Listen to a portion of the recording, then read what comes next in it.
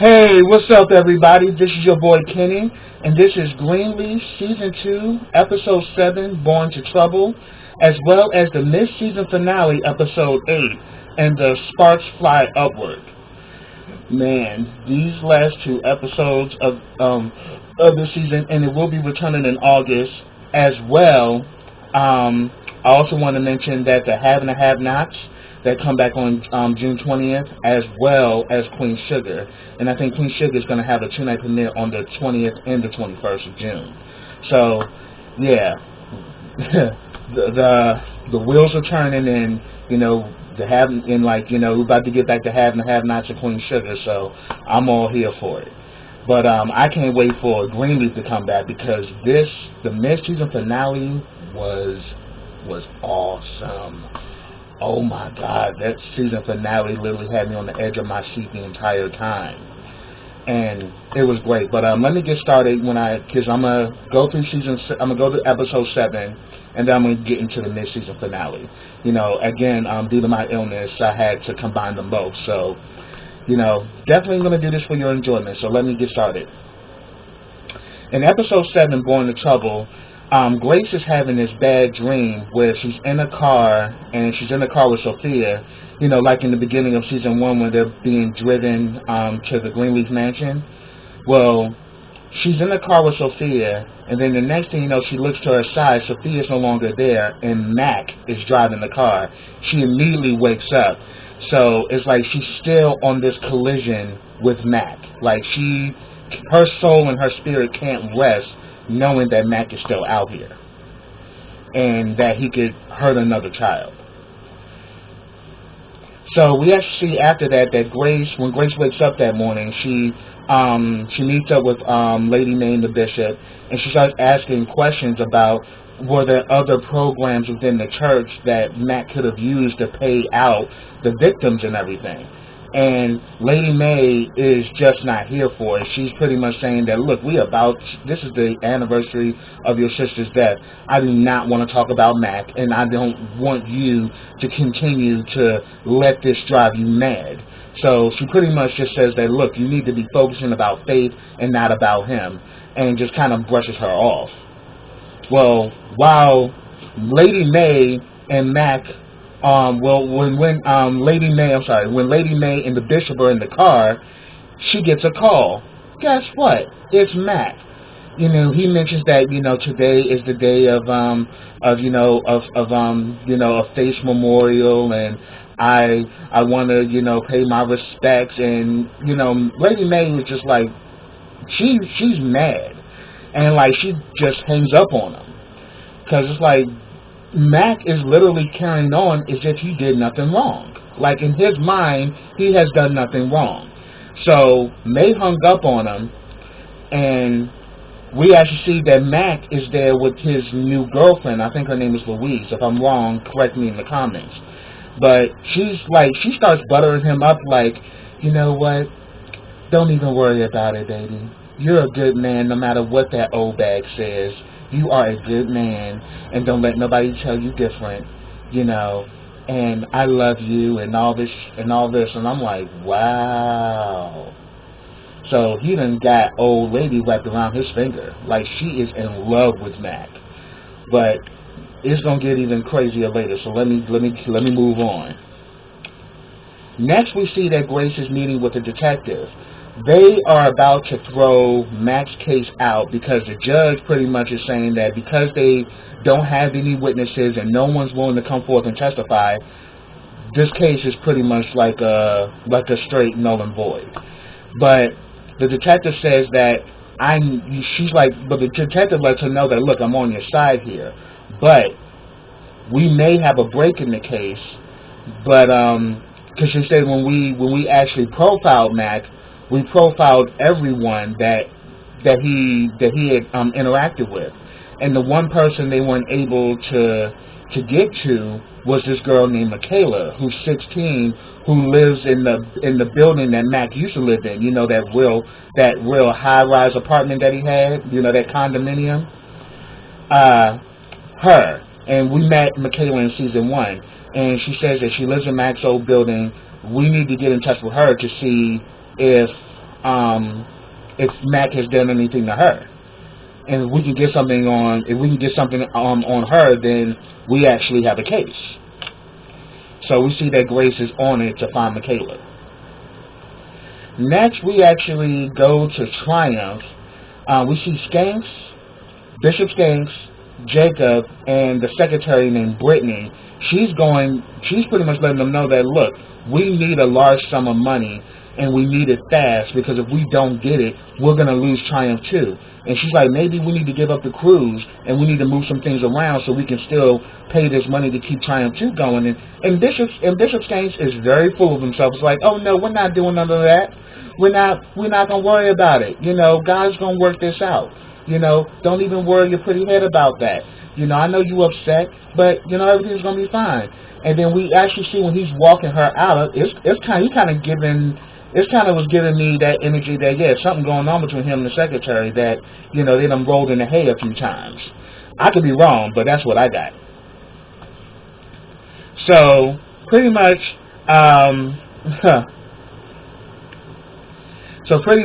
we see, like, after she leaves, Skanks goes into his mode, like, well, I think we need to just run up some cash then, meaning we need to, have another game, where we, playing cards and gambling. And like, Jacob is kind of like, well, why don't we find another way to get the money, And, Skanks is like, nah, like, no, like, this works, you saw that I was lucky the last time, shoot, I'm gonna be lucky again, like, let's have a card game, and let's get some big heads up in there, and let's get this money, for Triumph. I promise you a church. And because Jacob was even saying that, look, why don't you just let Triumph 2 go? I'll just stay here at this Triumph and work with you. He's like, no, I promise you a church, and that's what you're going to get. He's like, look, you've won, all right? You've already proved my father wrong. We've already done that. There's nothing else more to do. He's like, no, I'm sticking with the plan.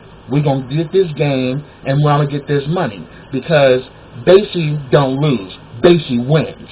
And I'm like, see, this fool's ego and his greed is like completely out of control, and he's completely full of himself, and in his mind, he can do no wrong. And Jacob is making note of that. Well, at least I hope Jacob is. But Jacob is making note of it. Next, we have a scene with Charity and Kevin. I'm going to put both of their scenes together. First, they are finally finalizing their divorce. Kevin looks at her as like, you happy now? And then all of a sudden she's like, no. I'm like, but sweetie, this is what you did. You decided to run your mouth to your mother. So now, they have completely turned on Kevin. And now, Kevin pretty much is, right now he's pretty much getting this kind of deal, which was somewhat similar to what they gave Carlton when he first joined. So Kevin is about had it with the Greenleafs and had it with the whole situation. We next see that Charity comes to Kevin's office, because now he's looking for an apartment as well as a new job. And she goes in there, and first he was just giving her dust. He's like, what do you want? And she's like, Kevin, you don't have to be that way to me. We still have to work together. And she's like, yeah, work together? You pretty much have everything intact, but now I'm looking for an apartment, and I'm looking for a new place to work. And she's like, are you quitting? And he said, not yet. But he's like, come on, girl, you think this fool gonna stay and work at that church now that you done put his business out there? Charity just at times ain't really in reality. She be tripping. But then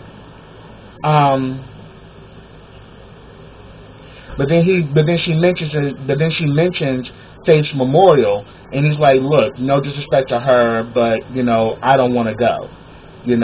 I give my respects to Faith, but it's not the same. So no, I'm not going with you to the memorial. So she asked, can he hang out with Nathan at the house while she goes? And he says, fine, I can do that. But it was like, wow, it's just now to the point where, look, they are officially divorced, and Kevin is kind of letting it be known, like, look, I'm not here to play your games.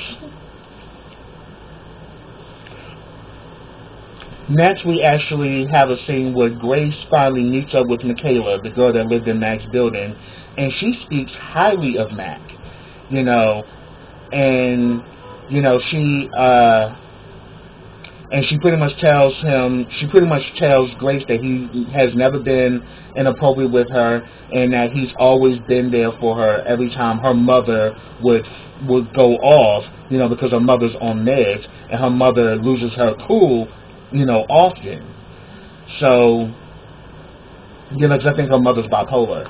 And, you know, if anything, Grace is just through, because it's like, this is her last chance to try to get something on Mac. But now, this girl is speaking highly of Mac, so now it's like, she now is looking for a needle in the haystack as far as keeping this case going. Mac is going to get off. And it really breaks her down. Next, we have a scene with Deputy Mayor and Mac. Now, the Deputy Mayor we first met in Season 1 when he had offered the land that now Triumph 2 has, you know, that's across the street from Cavalry. He at first was giving that to Bishop Greenleaf, and you know, because, you know, he wanted Bishop Greenleaf to do this sermon dedicated to the police force. And this was like a little after, you know, one of the police officers had killed an innocent young boy. But he's saying that we need to make peace, so let's do so he wanted the bishop to do a sermon, you know, dedicated to the police force. But then after that sermon, he went off on the deputy mayor and was like, you know, I don't want that land because now it's tainted. And if anything, you police need to stop killing our little boys out here. But, so in retaliation, what he does is that he offers the land to Bishop Skanks. So now Bishop Skanks now got the land, which is now where he's building Triumph 2, right across the street from Cavalry. And now he's also going to make Jacob the head of that church. Talk about that Bishop Skanks ain't got a plan or doesn't have a hidden agenda. It's plainly obvious. But, you know, just to kind of catch you up on who the mayor is, the deputy mayor, Leonard. He meets up with Mac. Mac pretty much gives him money, so he's pretty much paying off the judge to dismiss the case. And then he pretty much asks him, "I need a job," and he said, you know, something within your office, you know, just give me something small, just something to pay the bills, because I'm down to my last in savings. And at first, you know, the deputy mayor, you know, Leonard was like, well, fine, if you want a job, go find one. You know, I'm not giving you nothing. But then he reminds him, like, well, maybe I could go work for the FDC. Maybe they would like to know about how you and your boy, you know, got all that money for his campaign. I'm pretty sure they want to know about all your loopholes. So he pretty much tells Mac, I see what I can do. Later on, we actually see that, you know, Bishop Skanks has got together another game night. And they're going to be, you know, gambling. And we see that Deputy Mayor Leonard is a part of that group of people. And, you know, he's there with Jacob and Bishop Skanks. And while they're about to walk into the room to play, Deputy Mayor pulls Jacob aside and lets him know, like, I saw your uncle today, and he asked me for a job. And Jacob says, don't do that. And he's like, well, I mean, if anything, it's not going to be nothing big. It's just something to pay the bills. He's like, yo, I'm telling you, don't do that.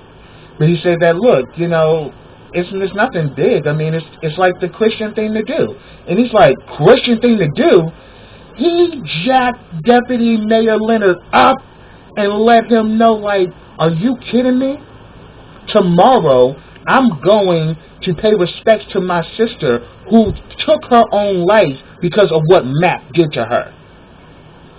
And he said, if he is on fire and you so much as piss on him, I will split your ass 6 ways before Sunday. And I was like, dang, Jacob, I didn't know you had it in you. So whoa. And then, like, literally threw him over to the other side of the room and told him to go on. I was like, yo. Jacob bossed up at that moment. And it's like, yeah, he loved his little sister, and he knows that Mac did that because he was the original person. When Grace said it 20 years ago, he believed Grace when everyone else didn't believe her. So, yeah, Jacob showed off on that scene, and I was so happy for it because it was messy. Next, we have a scene where the Bishop and Lady May are looking at old pictures of Faith and everything, and Grace comes in, and they want Grace to come over there and look at pictures with them, but Grace is not feeling it. Grace is like, I'm going to bed, I don't have time for this, whatever. And then, Lady May just snaps like, who do you think you are to walk away from me? You want to sit here and be mad, but all of this is your fault. All the crosses that you're bearing, you built yourself. You're not even caring about what your sister endured or what I had to endure. And Grace is like, whatever have you endured, Mama? Little do you know, just like Faith, your mother was being molested by her own daddy. Because Daddy McCready was definitely, messing around with her. And you saw her kind of shaking up, but nobody knows about it. I think Mac does, but no one else knows that, Lady May was being sexually abused by her own father. So afterwards, she was just like, well, just go. And then Grace was like, look, I'll look at some pictures with you. She's like, no, I don't care. I don't care anymore. You can just leave. You can just go. I'm like, Lady May. See, the problem with Lady May is that she got so much secrets and so much stuff under the rug that she don't know what to do with herself because she's all about her appearance and all about her image. All right, we see now we get to watch the game. All of them are there. Skanks, Jacob, Deputy Leonard. All of them are playing poker, and they have a high risk where Skanks puts in everything because he is so confident that he's going to win, and it turns out the guy across from him actually won the hand. So pretty much Skanks is completely shut down because he lost everything. And even the deputy mayor was like, "Oh, where's your guy now? Oh, he's probably on the mountain." You wrong as I don't know what for that, but that was so funny. I was so laughing because Skanks literally, it's like he lost everything in that hand. And I'm like, Skanks, he was talking all this big crap that he was going to take everything from everybody.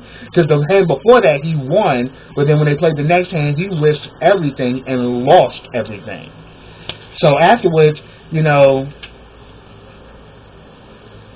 so therefore after that, he has a conversation. After the game, Skanks and Jacob are talking. And Jacob's like, tell me the truth. Because, the money I lost in there was my money. But did you use the church's money to gamble? And he said, absolutely. Absolutely. So we even see that this fool is so full of himself that he actually gambled with the money from the church. And he lost the church's money. Tell you, man, the guy's a piece of crap. And it's like we're starting to see more and more that Basie's a piece of crap. And I think Jacob is now picking up on it. Next we have a scene where Jacob and Carissa are talking, and he shares his memories of Faith.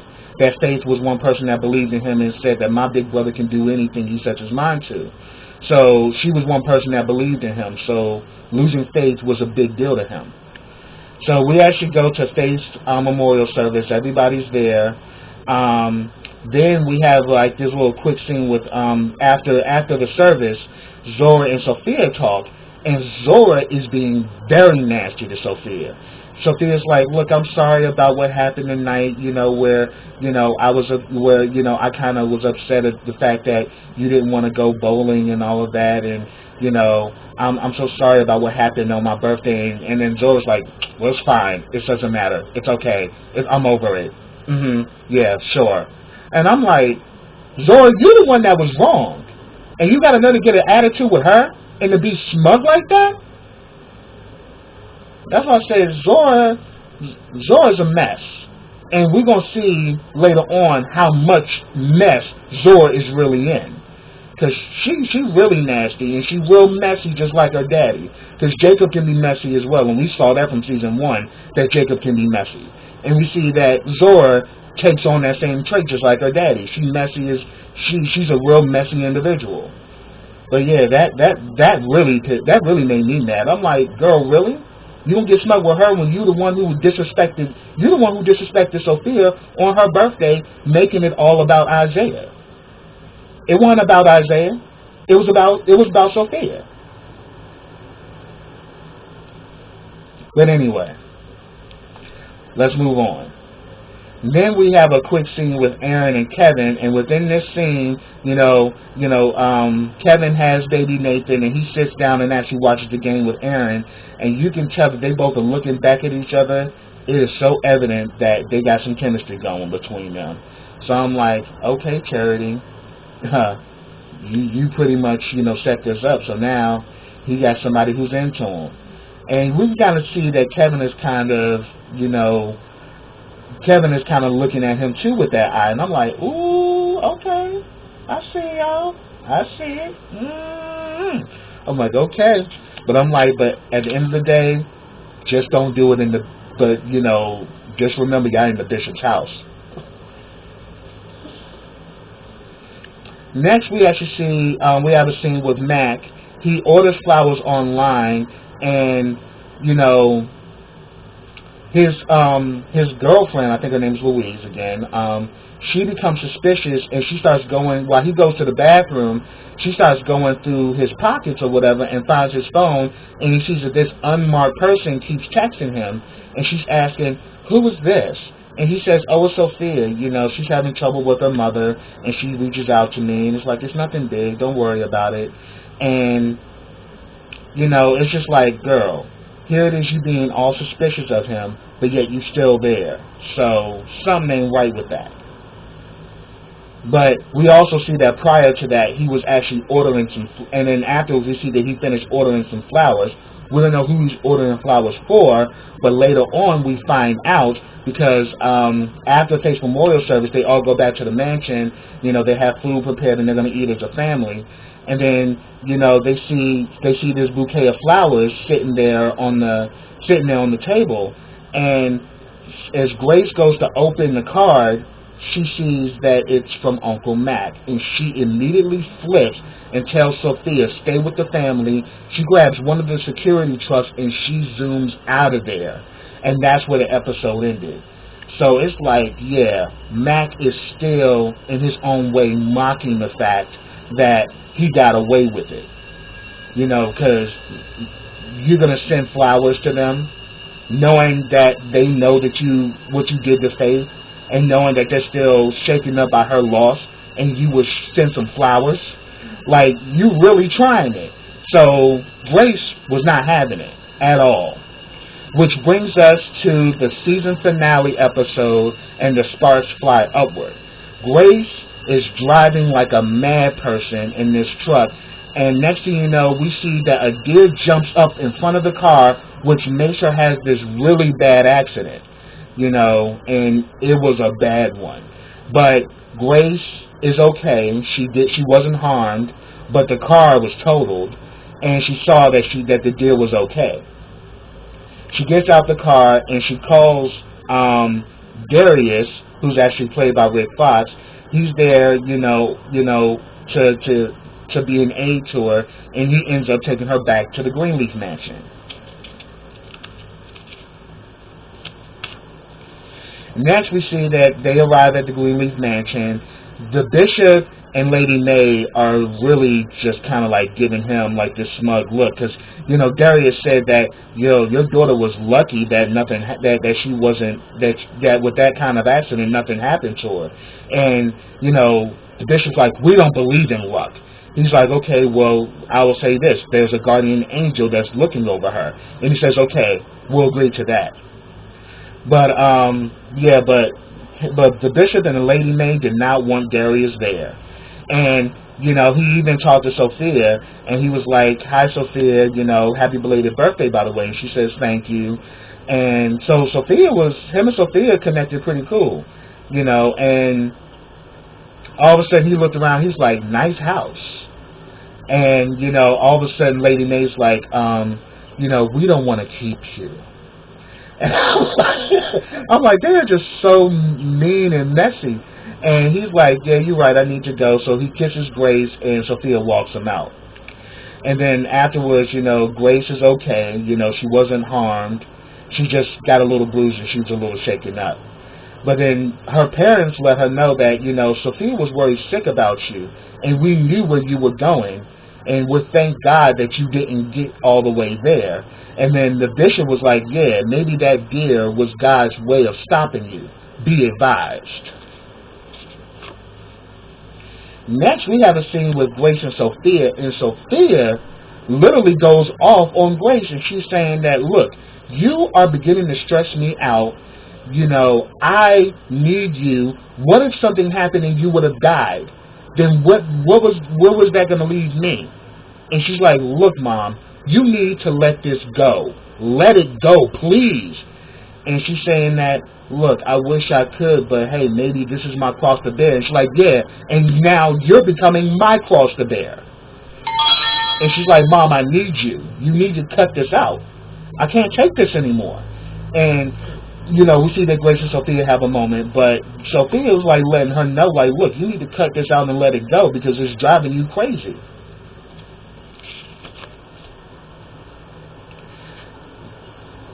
Next, we have a scene where Nathan is talking to Charity is talking to baby Nathan, and she's pretty much, you know, talking about, well, you know, the whole world may not accept you for who you are, but mommy's going to love you unconditionally.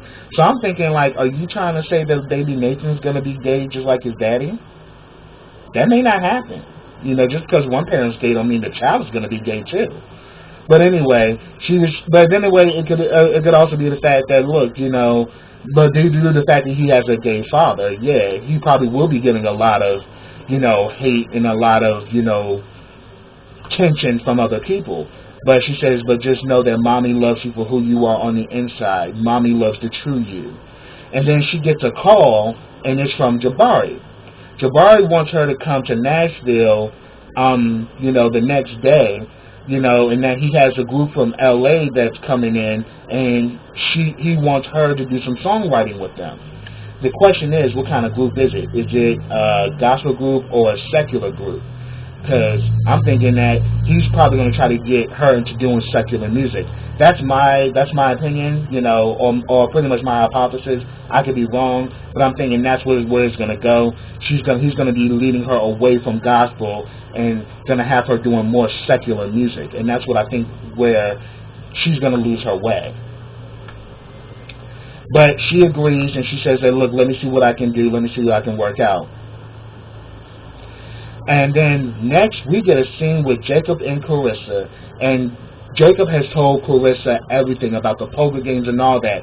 She's saying that, are you mean to tell me that all this time this fool has been doing all this messy crap, and we've been in this situation for 6 months, and this is what he's doing? I mean, first of all, I should have said something when I noticed when I found that $100 on the floor. And he's like, and then Jacob's like, well, why didn't you tell me? And she's like, really, Jacob? Seriously? And she's like, look, we need this. She's like, look, like, this is, and like, I'm sorry, but Carissa's like, look, this is insane. Because not only did he gamble with the church's money, that's not only sin, but it's also fraud. And he's like, look, and then Jacob's like, look, I will figure it out. And Carissa's like, yeah, you better. And it better not be you, putting your tail between your legs going back to that sneering ass mama of yours. I was like, ooh. Yeah, Carissa ain't having it. She's like, look, we done already made our bed. We need to figure something out. And we need to figure out something fast because I'm done with them. I'm done with this situation. We need to protect us and protect our family. Next, we have a scene with Mac and Louise or whatever. He keeps getting these calls, and every time he gets a call, Louise is like, who was that? Who was that? And he keeps telling her, oh, it's Sophia. She confides in me. And, we see that Louise starts to get kind of jealous and bothered by it. She was like, look, why don't she, deal with her own issues like a regular teenager? Why does she keep calling you? I'm getting kind of bothered by it that she's calling so much. It's like every time I turn around, she's calling you. But it's like, okay, but you already kind of get that something ain't right, but yet you're still in the situation like an idiot. So, but then she kind of lets her know that, look, I knew who you were before we started dating. I know what people are saying about you, but, I'm a person that, I say you're innocent until proven guilty, so I didn't go by what other people said. I truly believe that you are a good man, and I love you. So I'm like, girl, here you go. You don't even know what you're a part of. But it's going to get crazy later. Next, we actually see that really it's not Sophia that's been calling him, as we've known all this time. It's actually Michaela. Michaela needs a place to stay because her and her mother got into a fight and her mother hit her, so she's ran away and she needs a place to stay. But Mac is letting her know that, I can't help you anymore and you need to stop calling me, and pretty much hangs up on her. So she's pretty much like in the middle of nowhere, like in some park or whatever, and she has nowhere to go. Next, we actually see that we're at Calvary. Charity is performing, and Charity had a really fit dress on, like you could see everything. But the dress was nice though. And we see that Kevin is in the front audience with baby Nathan, and he looks back and he sees that Aaron is all smiling at him and everything. I was like, oh, check y'all out. Oh, y'all both kind of like checking each other out. Because he looked back and Aaron just is smiling, just as big as they looking at him. I'm like, ooh, Aaron and Kevin. So yeah, it's obvious that chemistry is getting stronger. Then after that, we have a scene with Skanks. Skanks is literally boogieing, is like literally having like a little dance session by himself. He all like he's just in his own zone, but he's like, I'm trying to get pumped up for this message or whatever. But Jacob pretty much says that, look, what are we going to do about this missing money? What are we going to do about this? He's like, oh, I got something planned for it. Don't even worry about it. God had already spoke to me. He's like, look, I'm about to make a withdrawal from heaven. Let's watch me how I do this. So he said that, look, we're going to get the money. We're going to get everything back. Don't nothing to worry about. He said that, look, unless, you arranged another game or something, where are we going to get all that money back that you lost from the church? And he's like, look, I got a plan. I'm about to make a withdrawal from heaven. Come on, and let's see how I do this. So now, with this scene, we get the difference between Bishop Skanks and Bishop Greenleaf. And both of their churches are having different messages. Like on Skank's side, we actually see what his plan is. His plan is to get the congregation to give more money. And he's pretty much saying that you're in sin, I'm in sin, and the way we get out of sin is by sowing a seed that we got to dig real deep and sow our seeds, so we can make it right with God.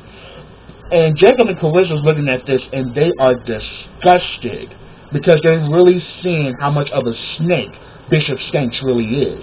That here it is, you pretty much gamble away the church's money that the congregation already gave to you, and now you're going to go back and get more from the congregation that gave you the money in the first place.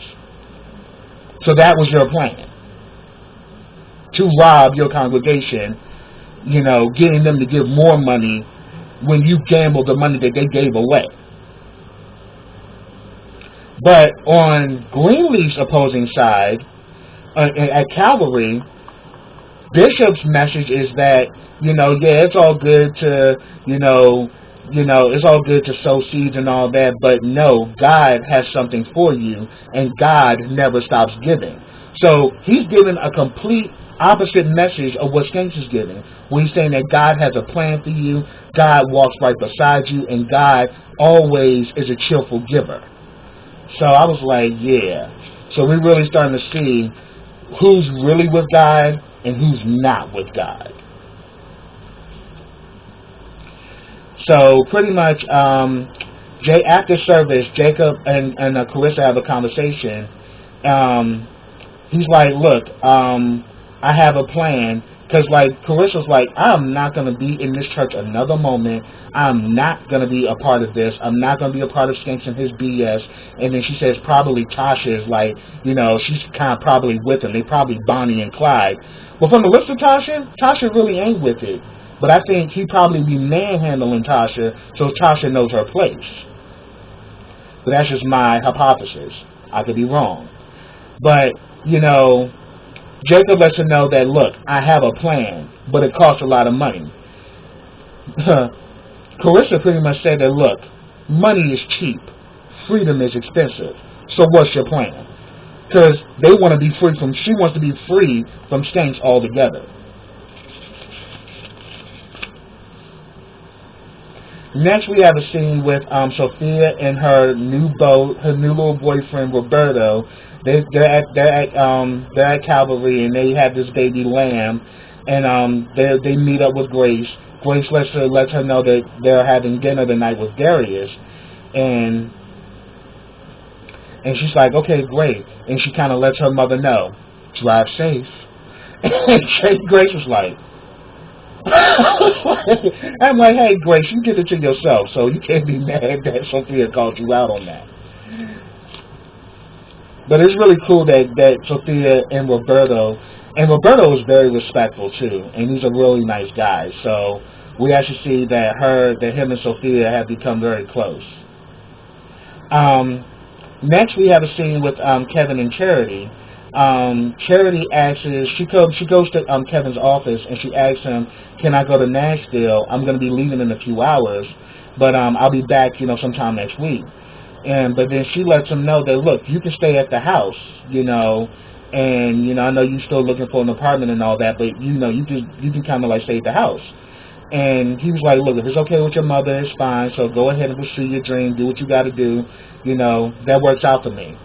So I was like, oh, just because you want to get in with Kevin. But then later on, we see that Kevin is now at the house. He puts little Nathan to bed. Him and Aaron starts talking or whatever, and he pretty much lets Aaron know that, I'm just been stressed out. I've been having trouble finding an apartment. But then Aaron was like, well, you can either look at some newspaper ads or go on Craigslist. So he's like, yeah, thank you for your help. And then the next thing Aaron puts his hand on his shoulders like, yeah, anytime. And then next thing they're just looking at each other, and then one thing leads to another. They start kissing, they making out, and then we see that Aaron is taking off Kevin's belt. And I was like, all up in the bishop's house, and you about to smash. I'm like, okay, Kevin. It seemed to me that Aaron is the more aggressive one, so it seemed to me that, yeah, you about to feel Aaron in more ways than one. I was just tickled by that, but yeah, that was cute. But I was like, yo, you better hope somebody don't walk in on y'all. Because there's always something going on up in the Greenleaf house. Just saying. Next, we actually get a scene right here. We pretty much see that, Mac gets a call from Deputy Mayor Leonard, and he lets him know that, look, that thing that I was promising you, I'm not going to be able to do that. And he's like, well, I thought we had an understanding. And he's like, yeah, that's what you thought. But he's like, look, I got plans, and I don't need your sick-looking ass right beside me. And he's like, what are you talking about? Did Grace talk to you? He's like, did who talk to me? No, you did this to yourself, bruh. I don't want nothing to do with it. And he tells him to lose his number. So he's mad because his little opportunity to make some money has now left him. But little do you know, it wasn't Grace. It was Jacob that got to the deputy mayor. And then all of a sudden, that Louise had to ask, who was that? Matt flipped the script and was like, none of your business. It's like, who are you to ask me who keeps calling on my phone? What, you ain't never done nothing wrong? And she's like, look, I never said I was perfect. And he was like, perfect? And then he begins to tell her, you are the most bottom shelf, off-brand piece of rotten old ass I ever laid my hands on. I was like, you evil, ooh, like you, and then he tells her to get out. I was like, wow, Mac, you are a demon for real. You've been playing with her emotions the whole time, and the whole time you really wasn't feeling her, but you were just playing with her, and then you literally told her off. You called her the most bottom shelf, off-brand piece of rotten old ass I ever laid my hands on, and then pushed her and told her to get out. I was like, wow. And then after he puts her out, he calls Michaela, says, need a place to stay? Come on over. And I'm like, already, the mess is about to start. Then we get a scene with Zora and Isaiah. Isaiah's in the booth singing. He got all of these yes men around, and Zora's there. And he says, so what did you think about that? And she says, it sounds great. But, at that bridge part, you're kind of a little flat. If you work on that, you can just run it back and everything will be good. It'll be great. And then all of a sudden, all the people looking like, oh, she did that? And then he was even kind of shocked that she said something.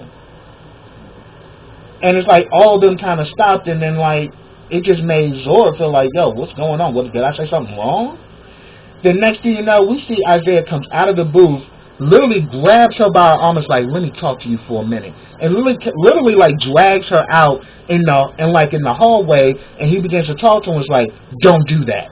And she's like, what? He's like, and you gonna do that to me in front of them? He's like, look, you asked me a question and I gave you my opinion. He's like, ain't you trying to overtalk me too? He's like, you must forget who I am. I brought you into that room. So you sit there and you listen, and if I ask you a question of how it sounds, you say it sounds great, or you shut up. You understand me? You got me? And I was like, so Michael Jackson then turned into Ike Turner in a matter of a second. And I'm like, Caesar, this is what you get. You were so after him, you were so all about him, and now you realize that you got a man who likes to put his hands on you. You got a guy who likes to go upside females' heads. So, okay. So she got shaken up and called Sophia, to come pick her up. And after that, she didn't even want to go back in the studio because it just really turned her off.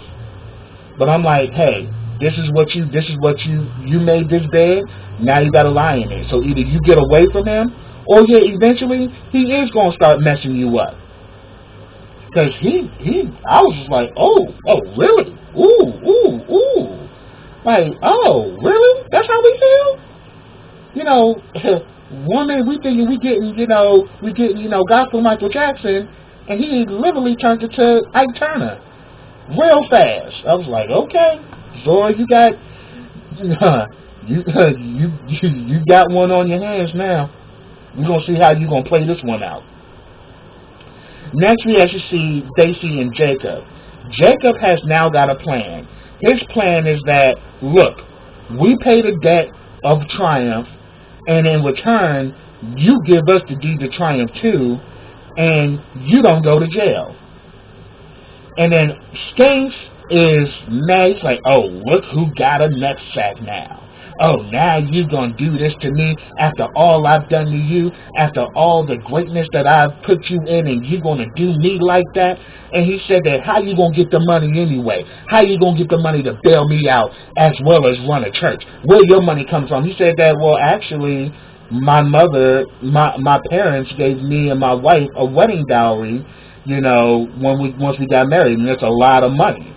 And he's like, oh, you ain't tell me about this? You were like, of course he ain't gonna tell you about that. That money wasn't for you, fool. That was theirs. But now he realized that Jacob got the upper hand. He don't like it. And he's like, I can't believe you would do this. I can't believe that you would do this to me. I told you that I was going to fix this, and you're not believing. You don't have faith in. And like, Jacob just shut him down. Was like, look, you mess with black folks' money, they're going to come after you. So stop dreaming and, do this deal. It's the only deal you have. And we see that Jacob walks out, but basically Skanks is mad because Jacob done flipped the script. And I was so happy that Jacob finally got his manhood and pretty much said that, no, I'm not going to be your puppet no more. I got stuff on you. I could ruin you, but I'm trying to help you. You keep trying, and you'll have your church, and we'll have ours. So really, it's about freedom from Basic Skanks. And Skanks is mad because he doesn't want to let that control go. But yeah, he didn't actually say yes or didn't say no. But at the end of the day, what choice do you really got? Because Jacob got the goods all on Basie. He knows about his little secret, hideaways where he goes gambling. He knows the fact that he's gambling with the church's money. That's fraud. So yeah, he can go to jail for a long time for that. Next, we see that Michaela has finally come over Mac's house. He pours her some dark liquor. They start drinking. Next thing you know, she passes out. Then he begins to kiss her through her jeans and begins to start touching her and everything. Was about to unbuckle her jeans, and finally she wakes up and he starts to get aggressive and starts to pin her down, and and she bites him and gets away from him. And then all of a sudden she stood there. Then all of a sudden he just kind of went, oh! And then she just got up and got up out of there. And I was like, so now she realizes what Grace was saying, that he's a pedophile and that he likes young girls, because he was about to get at her. And we see that Darius and Grace are at dinner waiting for Sophia, and she hasn't been able to get in touch with Sophia because Sophia's phone is dead. We see that finally Sophia picks up Zora. Zora, still being herself, is like, what took you so long? And she's like, what's going on? She's like, I'll tell you when we get in the car. I'm like, Zora, you need to stop with all this extraness, because, boo-boo, at the end of the day, you called her to help you, and you being nasty. That's why I say that in some aspect, I don't feel sorry for Zora. Because Zora, you doing it to yourself. Like when you messy and you doing all this sneaky crap, it's now about to come back. Your chicken's about to come home to roost, girl. And that's exactly what's going on. So we actually see that she's been trying to reach Sophia, but Sophia's phone's dead, so she hasn't been able to get in touch with her. And next, she gets a call from Mac. And Mac is like, you should have left it alone, Gigi. You should have left it alone. You got to the deputy mayor and everything, and you just keep messing up everything. You should have just left it alone. And she's asking, where's my daughter? Because she's thinking the way he's coming at her, that he got Sophia in retaliation, to whatever stuff they've been going on between the two of them, that in retaliation, he now got Sophia. So because she hasn't been able to reach Sophia, so immediately she goes in panic mode. She runs out the restaurant, leaving Darius, and goes all the way to Mac's house. And her and Mac, get into this screaming match. They're going back and forth. She's like, where's my daughter? And he's like, get the hell out of my apartment. And she's like, where's my daughter? Like, you hurt those girls. What you did to Danielle, to Vita, and the Faith, you're sick. And then the next thing you know, they start fighting, and he literally calls her a bitch, starts throwing her up against the wall. He throws a bottle at her, then they fall and break a glass table. Then he drags her and starts to choke her out, and he literally is choking her out, like he's literally trying to kill Grace. She grabs the top piece of the bottle that was broken, and actually stabs him in the neck, and that freed her, which he's beginning to bleed out, and he's calling the ambulance, and she says, where is my daughter? And she keeps asking, where is my daughter? And that's where it ended, and I was like, wow, that was awesome. Like, Greenleaf season finale was like that, and again, it'll be back in August, and I can't wait, because a whole lot has been set up, so when it comes back, it's going to be explosive. But, you know, I thank you all for your love and support. But yeah, subscribe to my channel. Click that bell so you can get notifications every time I drop a video. Like this video, comment on this video, and share this video. And I can't wait until August when Greenleaf, when the rest of season 2 premieres back in August. I can't wait, and I look forward to it. So until then, everybody, take care.